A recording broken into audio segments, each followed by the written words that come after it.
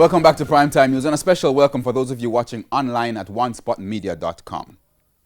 Calls this evening for the government to widen its pre-testing arrangements to include all visitors from the United States.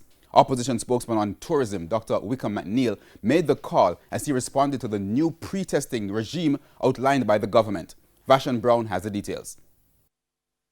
Prime Minister Andrew Holness yesterday announced that as of July 10, there will be pre-testing requirement for persons coming from high-risk areas in the United States, such as New York, Texas, Florida, and Arizona. Mr. Holness sought to explain why those specific states were selected. We're looking at where the bulk of our traffic is coming from, and those states would account at this time for most of it. For opposition spokesman on tourism, he welcomes the pre-testing decision. At the start of this whole process, there's a tourism recovery team.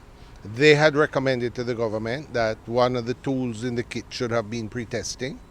The Medical Association had indicated pre-testing, and certainly the opposition on maybe 4 or 5 occasions has been speaking about pre-testing. But Dr. McNeil says the government should go the route of requiring pre-testing for all American visitors.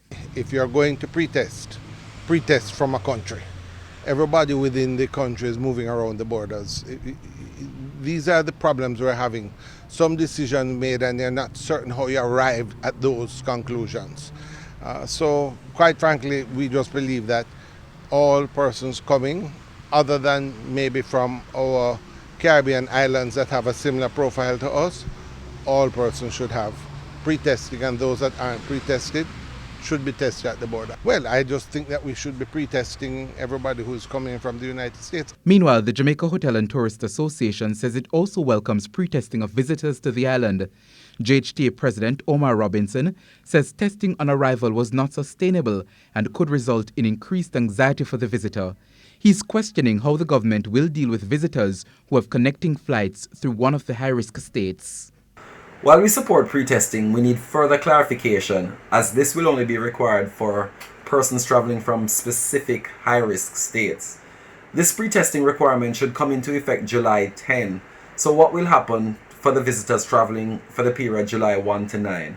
So the details need to be worked out, as this is causing some amount of confusion.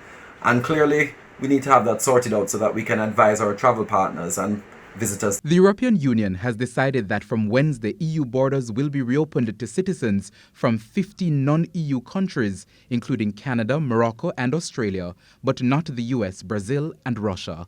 Vashon Brown, TVJ News.